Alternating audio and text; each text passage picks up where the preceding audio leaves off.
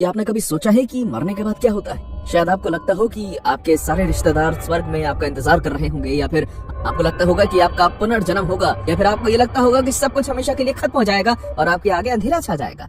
मैं आप खुद से सवाल नहीं पूछती। मुझे लगता है कि शायद मैं जानती हूँ कि मरने के बाद क्या चीज मेरा इंतजार कर रही है, और मैं आपको यही कह पाऊंगी कि उम्मीद करती हूँ कि मैं गलत साबित हूँ।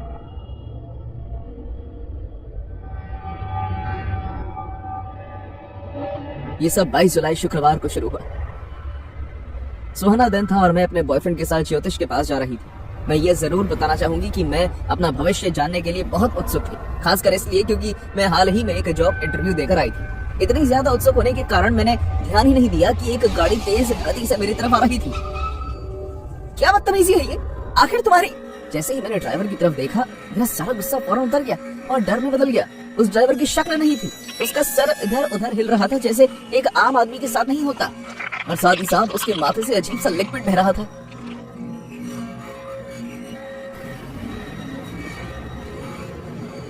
वो क्या बेवकूफ है, क्या तुम ठीक हो जान? हाँ, बस थोड़ा झटका लगा। चलो ज्योतिष के पास चलते हैं। मैं कोशिश करने लगी कि जो मैंने देखा उस पर ज्यादा ध्यान ना दूं, शायद वो मेरा वहम होगा। लेकिन तभी से मुझे अपने अंदर कुछ बदलाव महसूस होने लगा। तुम्हारे लिए बस इतना ही लड़के, तुम्हारे आगे एक बहुत ही उज्जवल भविष्य है। तुम्हें बस अपने एक करीबी को खोने का दुख झेलना होगा। मुझे नहीं पता मुझे खुश होना चाहिए या परेशान। अब तुम्हारी बारी है प्यारी लड़की। हाँ जरूर। ये तो काफी अजीब बात है। क्या मेरे हाथ बदसूरत है क्या? मेरे हिसाब से मैं तुम्हारे हाथ में जो देख रही हूँ उसके मुताबिक तुम्हारा तो कोई भविष्य ही नहीं है। और इसका क्या मतलब है? डार्लिंग, जहाँ से मैं देख रही हूँ तो तुम मर चुकी हो। अच्छा रायन, हम चल रहे हैं। आपका बहुत बहुत शुक्रिया। कोई बात नहीं, मुझे यकीन है कि हम दोबारा जरूर मिलेंगे, वो भी बहुत ही जल्द। ये क्या बकवास थी? मुझे लगता है कि वो औरत थोड़ी संकी है। जो भी हो, चलो यहाँ से। उस दिन के बाद से बहुत दिन बीत गए और सब कुछ और भी ज्यादा अजीब होता गया। मुझे हमेशा ही थकान रहने लगी, जैसे मेरा शरीर मुझे स्वीकार ना कर रहा हो। मैं बिना वजह डिप्रेस रहने लगी। मुझे घर से बाहर निकलने का मन नहीं करता था। अगले हफ्ते मैंने खुद को जबरदस्ती घर का सामान लेकर आने के लिए तैयार किया। मुझे बाहर निकलने का एक बहाना चाहिए था। वो मेरी जिंदगी की सबसे बड़ी गलती थी।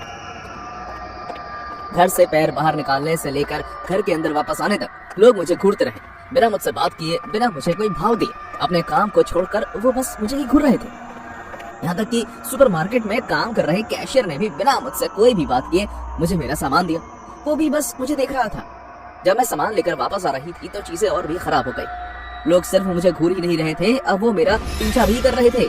उन सब के चेहरों में कुछ तो अजीब बात थी। वो ठीक वैसे ही थे जैसे मैंने उस ड्राइवर का चेहरा देखा था जो कुछ दिन पहले मेरे ऊपर अपनी गाड़ी चढ़ाने वाला था। इन सब का चेहरा भी खराब हो चुका था।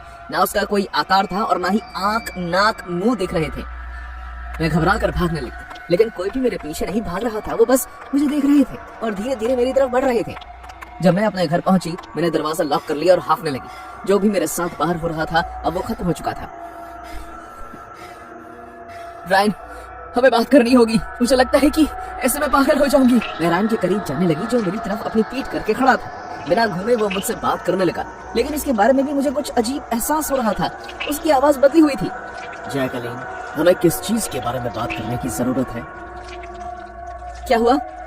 हर रात मैं तुम्हें देखता हूँ तो मुझे नींद में ही तुम्हारा गला दबाने का मन करता है। तुम्हारी गर्दन मुझे इतनी नाजुक और मजबूर लगती है।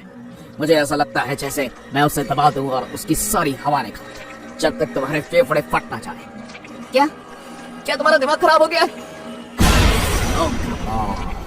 क्या तुम मुझे ये कहना चाहती हो कि तुम्हें ऐसा कुछ भी करने का मन नहीं करता? इस बात को स्वीकार करने में कोई शर्म मत करो। अगर तुम्हें ऐसा महसूस होता है तो इसका ये मतलब नहीं है कि तुम मुझसे प्यार नहीं करते। रायन, मुझे तुमसे डर लग रहा है, प्लीज मेरे पास मत आना। प्लीज, मैं तुम्हारी गर्दन छूना चाहता हूँ, मुझे ऐसे छूने दो। मुझे नहीं पता रायन को क्या हुआ था, लेकिन उस वक्त वो बहुत ही खतरनाक लग रहा था। मैं घबराहट और डर के मारे भागने लगी और जल्द से जल्द दरवाजा खोलने की कोशिश करने लगी। इतने में रायन मेरे पीछे आने लगा। उसके हाथ हवा में थे। वो उनकी मदद से मेरा गला दबाने की तैयारी में था। जब मुझे सिर्फ कुछ इंच की दूरी पर था, तब जाकर दरवाजा खुला और मैं बाहर निकल गई।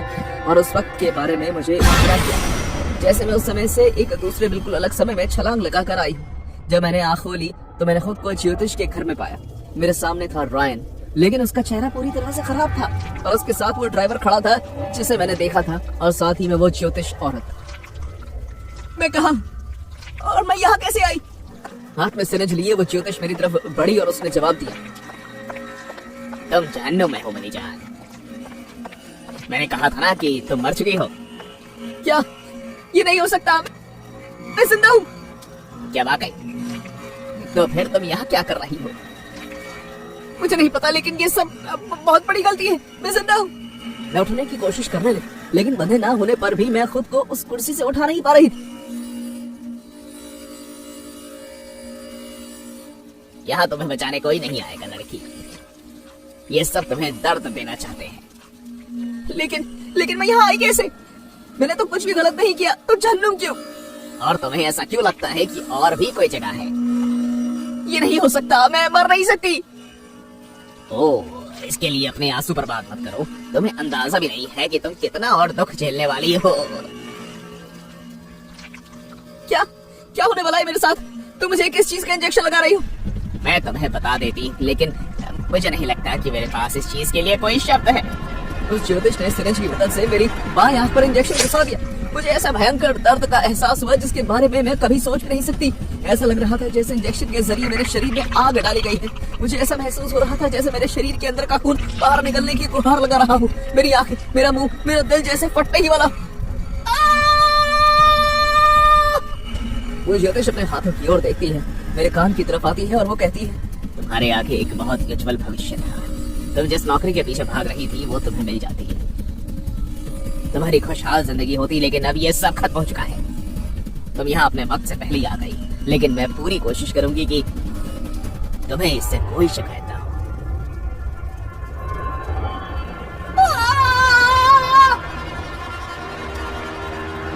जैकलिन, तुम्हें होश आ गया?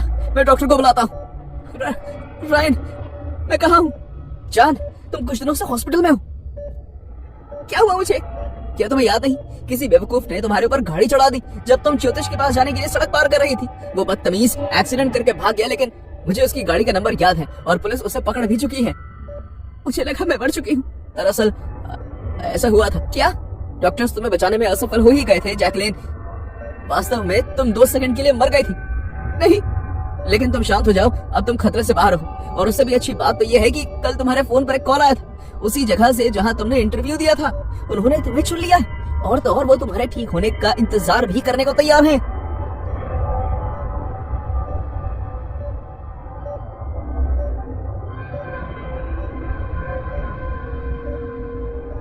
जैकलिन, क्या हुआ?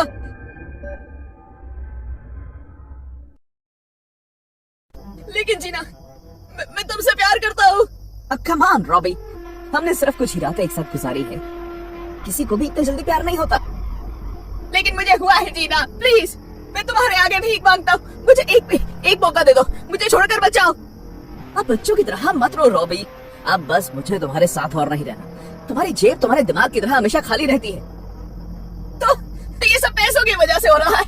बस तुम मुझे इसलिए छोड़ रही हो क्योंकि मेरे पास पैसे नहीं है। नहीं, इतना नहीं है, तुम बहुत ही घटिया भी हो। अब छोड़ो मेरा पीछा। जीना मुझे ठोकर मारकर वहां से चली गई और मैं सड़क के किनारे अंधेरे में अकेला खड़ा रहा।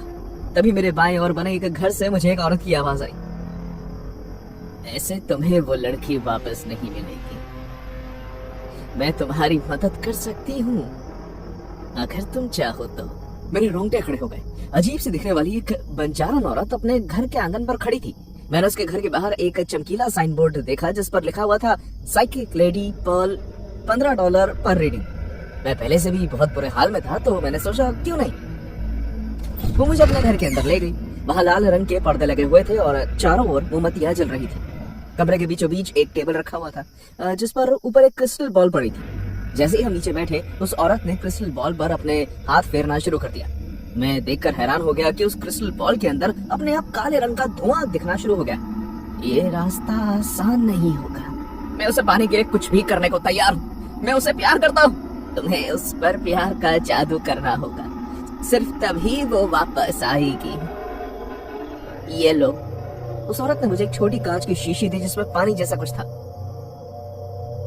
जब तुम इसमें उस लड़की से संबंधित कोई चीज मिलाकर पियोगे तो वो खुद को रोक नहीं पाएगी, चाहे वो जितनी भी दूर क्यों ना हो, वो आधी रात तक तुम्हारे पास वापस आ जाएगी।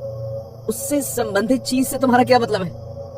बेवकूफ लड़के, बेकार के सवाल पूछकर मेरा वक्त बर्बाद मत करो। उसके सर के बाल या फिर उसके हाथ का नाखून, कुछ भी हो उसके शरीर से जुड़ा हो। ठीक है, लेकिन क्या तुम्हें यकीन है कि ये काम करेगा? तुम्हारी हिम्मत कैसे हुई लेडी पर्ल पर शक करने की, बदतमीज।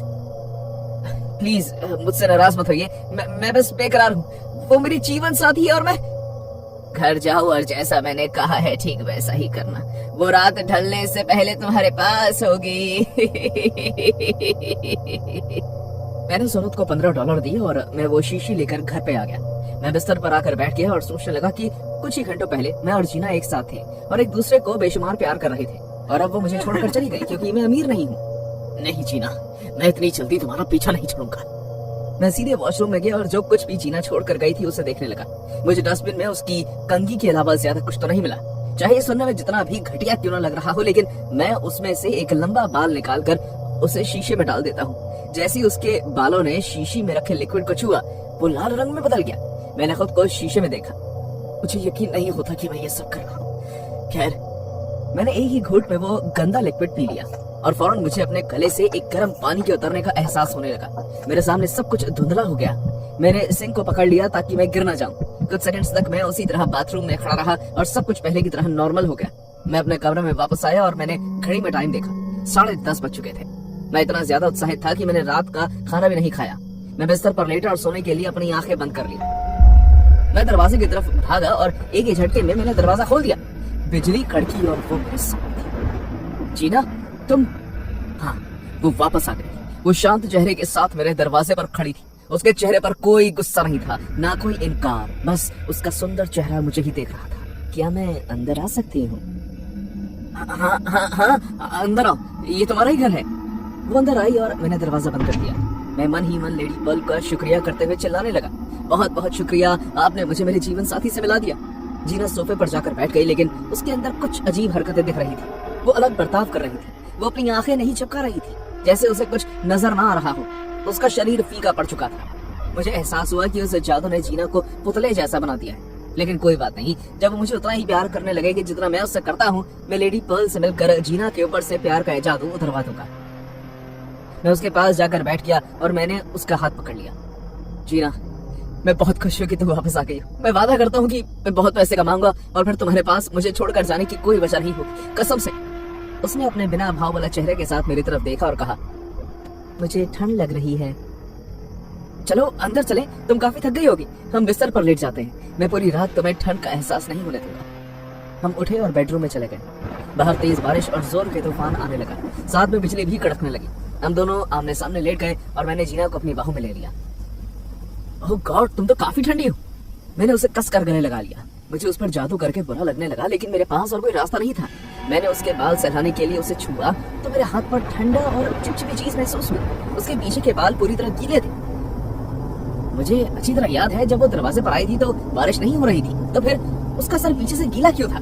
कमरे में अंधेरा था, इसलिए मुझे ठीक से नहीं दिख रहा था। लेकिन जैसे ही बिजली की रोशनी हुई तो मैंने अपना हाथ पर कुछ लगा हुआ देखा। मैंने बेड की साइड पर लगे हुए लैंप को जलाया और जो मैंने देखा उसे देखकर मेरे होश उड़ गए। मेरे हाथ पर जो लगा हुआ था वो बारिश का पानी नहीं बल्कि गंदा लाल रंग का खून था।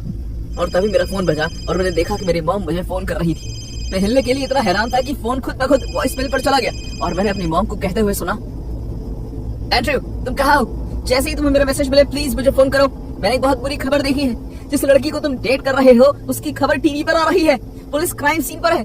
मैं अभी उसकी तस्वीर टीवी पर देख पा रही हूँ। पुलिस उस लड़की के करीबी दोस्तों को पुलिस से संपर्क करने के लिए कह रही है। उन्होंने बताया है कि कार एक्सीडेंट में जीना की मौत हो गई है। प्लीज तुम जल्द से जल्द मुझे फोन करो। मैंने अभी भी जीना को अपने बाहों में लिया हुआ था। उसका चेहरा मेरी छाती से लगा हुआ था। मैं महसूस कर सकता था कि मेरा शरीर डर के मारे सुन्न पड़ गया। मैंने धीरे धीरे उसे खुद से किया और वो सीधे मेरी तरफ ही देख रही थी। उसकी आंखों से खून की आंसू निकल रहे थे। उसने रोती हुई आवाज में पूछा, मुझे ठंड क्यों लग रही है एंड्रयू? मेरे होठों ने बोलना बंद कर दिया। मेरे दिल ने धड़कना बंद कर दिया। अगर जीना मर चुकी है तो मेरी बाहों में कौन है? और तभी लेडी पर्ल की बातें मेरे दिमाग में घूमने लगी। जब तुम इसमें उस लड़की से संबंधित कोई चीज मिलाकर पियोगे तो वो खुद को रोक नहीं पाएगी, चाहे वो जितनी भी दूर क्यों ना हो, वो आधी रात तक तुम्हारे पास वापस आ जाएगी। जीना का रोता हुआ चेहरा अब खतरनाक मुस्कान का रूप ले चुका था। क्या तुम मुझे रात भर ठंड से नहीं बचाओगे?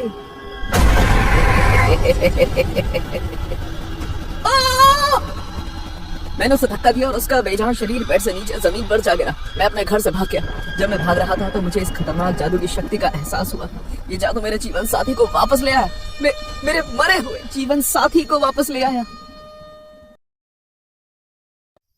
काश मैं अब कभी भी किसी भी चीज पर विश्वास ना करती, लेकिन ये मुमकिन नहीं है। आप तो भूतों पर विश्वास नहीं करते ना, लेकिन जिस इंसान ने उन्हें देखा है उसके लिए उन पर यकीन ना करना बहुत ही मुश्किल है, अगर वो चाहे तो भी नहीं। खैर, कुछ सालों पहले जो हुआ उसके बाद मेरे भी टैरो को लेकर यही हाल है। जब मैंने कॉलेज शुरू किया तो मेरा ध्यान पार्टीज के अलावा और किसी चीज पर नहीं लगता था। मुझे बस नाचना होता था और मजे करने होते थे। और तभी मैं ट्रेसी से मिली थी। वो और मैं कुछ ही समय में बहुत ही अच्छे दोस्त बन गए थे। बल्कि मैं उसका शुक्रिया करना चाहूंगी कि उसकी वजह से मैं बहुत से लोगों से और अलग अलग जगहों से वाकिफ हूँ। तुम्हें मेरे साथ अच्छा लगता है ना? ये किस तरह का सवाल है? तुम जानती हो इसका जवाब। हम दोनों का साथ में बिताया हुआ वक्त मुझे बहुत पसंद है। हाँ, मैं बता सकती हूँ कि तुम्हें हर जगह जाकर वहाँ मशहूर होने का बहुत ही शौक है। वेल, ये एक तरीका है ये कहने का कि हम हर जगह की रानियां हैं। क्या तुम मेरा राज जानना चाहती हो? राज? मैंने सोचा, हाँ क्यों नहीं। मेरे साथ साथ चलना छोड़कर मेरी दोस्त रुकी और उसने कुछ सेकंड्स के लिए मेरी तरफ देखा। ट्रेसी, मैं बस सोच रही थी, एक औरत है जिससे मैं टैरो करवाती हूँ, क्या तुम भी कोशिश करना चाहोगी? मैंने आज से पहले कभी ऐसा नहीं किया, लेकिन मुझे यकीन है कि इसमें मजा आएगा। मैं बहुत ही उत्सुक हूँ। मेरी फ्रेंड और मैं एक टैक्सी में बैठे जो हमें शहर की दूसरी तरफ ले गई। प्लीज यही रोक दीजिए। हम एक अजीब सी दिखने वाले घर के आगे आकर रुक गए। वो काफी पतला था लेकिन उसकी बहुत मंजिलें थी। बिना हिचकिचाए ट्रेसी दरवाजे की ओर बढ़ी और उसने स्टार के आकार की बेल बजा दी। बिल्डिंग के अंदर से एक बूढ़ी औरत की आवाज आई। कौन मुझसे बात करना चाहता है? मैं ट्रेसी हूँ, लेकिन तुम वो नहीं हो जो मुझसे बात करना चाहती हो, है ना? मैं तुम्हारे पास अपनी एक दोस्त को लेकर आई हूँ। जब दरवाजा खुला तो उसके पीछे कोई नहीं खड़ा था। तभी मेरी सहेली ने इशारा करते हुए मुझे उसके पीछे आने को कहा। जब मैं अंदर गई तो मैंने मुड़कर दरवाजा बंद कर दिया। मैं उसे घर के अंदर देख पा रही थी। उसे देखकर ऐसा लग रहा था जैसे हम किसी बिल्कुल ही अलग जगह और वक्त में हैं। दीवारों पर सुंदर कपड़े लटके हुए थे। लैंप्स की जगह वहां मोमबत्तियां जल रही थी और किसी तरह की अगरबत्ती भी जल रही थी। ट्रेसी, हम एक कमरे से दूसरे कमरे में जाते रहे। वो जगह काफी भूल भुलैया जैसी लग रही थी। अचानक मुझे महसूस हुआ कि मेरे पीठ पर कोई नुकीली चीज आकर लगी है, इसलिए मैं पीछे मुड़ा। मेरे पीछे एक लंबी औरत खड़ी थी जिसने बहुत ही अलग कपड़े और गहरे पहने हुए थे और वो मेरी तरफ उंगली कर रही थी। उसके लंबे नाखून किसी ब्लेड से कम नहीं लग रहे थे। हेलो डेबी, प्लीज अंदर आओ। ट्रेसी ने अपनी कुर्सी चुन ली और आराम से उस पर जाकर कमरे में बैठ गई। बताओ मैं तुम्हारी कैसे मदद कर सकती हूँ? मेरा टैरो कर दो। इसके अलावा क्या तुम्हें और कुछ आता है? पहली बार हमेशा सब कुछ सिंपल ही पूछते हैं। वो औरत टेबल के सामने जाकर बैठ गई और उस पर पड़े पत्तों को अपने हाथ में ले लिया। जैसे ही उसने उन्हें मिलाना शुरू किया उसने कहा, आओ बैठो, शर्माओ मत। मैं आगे गई। हालांकि मुझे कुछ अच्छा नहीं लग रहा था। सब कुछ इतना अजीब था कि मुझे उस माहौल में घुटन हो रही थी। तुम मुझसे क्या जानना चाहती हो? तुम्हारे सवाल क्या है? अगरबत्ती की खुशबू मुझे सर दर्द दे रही थी। क्या सब कुछ हमेशा इतना ही अच्छा रहेगा जैसे कि अभी है? एक एक करके उसने 5 पत्ते टेबल पर रख दिए। Queen of pentacles, the devil, cups, the magician, queen of swords. बहुत ही दिलचस्प। इसका क्या मतलब है? कोई तुम्हें नुकसान पहुंचाना चाहता है।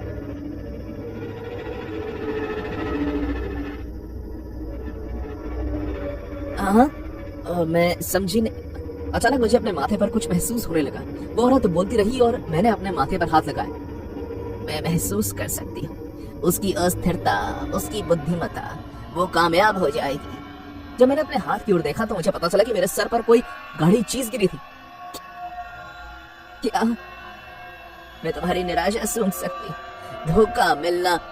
बस मैं फौरन उठी और मैंने मुड़कर अपनी सहेली की तरफ देखा। प्लीज चलो यहाँ से। ट्रेसी मेरे पास आई और हम उस जगह से निकल गए। लेकिन जाते जाते भी उस औरत ने बोलना नहीं छोड़ा। ये कोई ऐसी बात नहीं है जिसे हम नजरअंदाज कर सकते हैं टेबी। जैसे हम उस बिल्डिंग से बाहर निकले तो मेरे दोस्त ने मुझसे कहा, मुझे खुशी है कि मैं तुम्हें यहाँ लाई। उसने मुझे भी कुछ ऐसे ही बताया था और वो सही थी। अब तुम भी इस बारे में कुछ कर सकती हो। मैं इतनी ज्यादा बेहोशी में थी कि मुझे कुछ ठीक से सुनाई भी नहीं दे रहा था। ये बहुत ही बकवास अनुभव था। वही तो बात है, कभी कभी सच कड़वा होता है। मेरा मतलब था ये घर और वो औरत, वो एक टेररिस्ट है। तुम और क्या उम्मीद कर रही थी?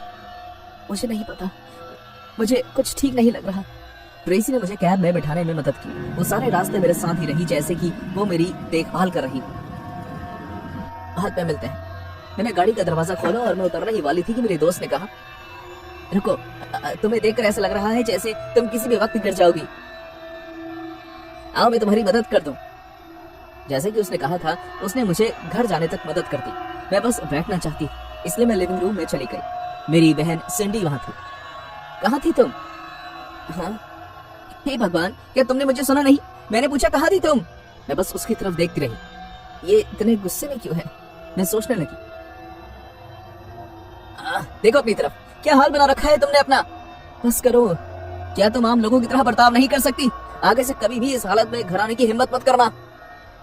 कम से कम मैं सारा दिन एक कमरे में बंद तो नहीं पड़ी रहती। मैं कम से कम दारू के नशे में तो नहीं हूँ। मेरी बहन वहां से उठी और कमरे से निकल गई और उसे बीच में ट्रेसी दिख गई। और अपने बेकार दोस्तों को घर लाना बंद करो। ट्रेसी हैरान होकर मुझे देखने लगी। मुझे माफ करना। कोई बात नहीं, तुम जाकर अपना मुंह क्यों नहीं धो लेती? शायद तुम्हें अच्छा लगे। हाँ।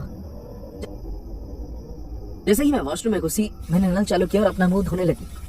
कोई तुम्हें नुकसान पहुंचाना चाहता है।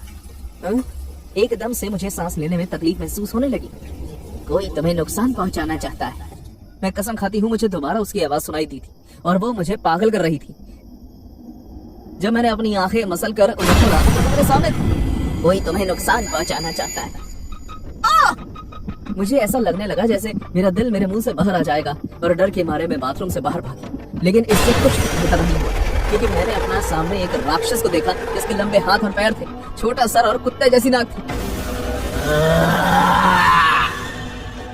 Shit, shit, shit. मैं तेजी से सीढ़ियां चढ़कर अपने कमरे में जाने की कोशिश करने लगी। मैं रुक गई इस उम्मीद से कि शायद वो राक्षस मेरा पीछा ना कर रहा हो, लेकिन फिर मैंने कुछ सुना।